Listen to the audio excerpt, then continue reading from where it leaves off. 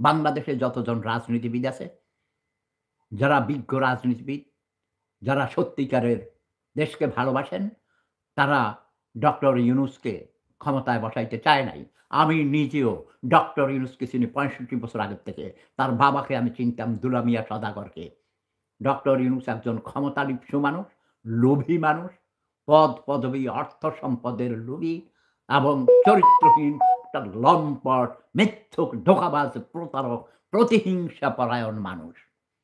এটা মাহমুদুর রহমান মান্না বুঝতে পারে নাই। কারণ মাহমুদুর রহমান মান্না লেখাপড়া শেষ করে নাই। তার আরো খারাপ দিক আছে, আমি সেগুলো বলব না। মাহমুদুর রহমান মান্নাও একটা চরিত্রহীন, লম্পট, ধোঁকাবাজ, প্রতারক।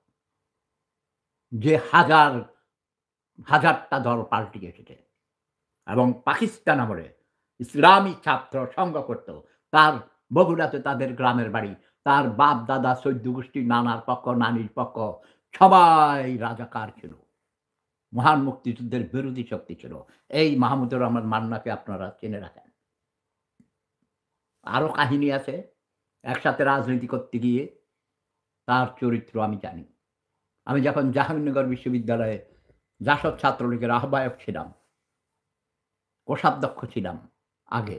তারপরে আহ্বায়ক ছিলাম যখন পার্টি ব্যান করে দিয়েছিল জিয়াউর রহমান। সেই সময়ে মাহমুদুর রহমান মান্না আমাদের বিরুদ্ধে হুলিয়া ছিল। জাহাঙ্গীরনগর বিশ্ববিদ্যালয়ে গিয়ে প্রায় মাহমুদুর রহমান মান্না পালিয়ে থাকতেন।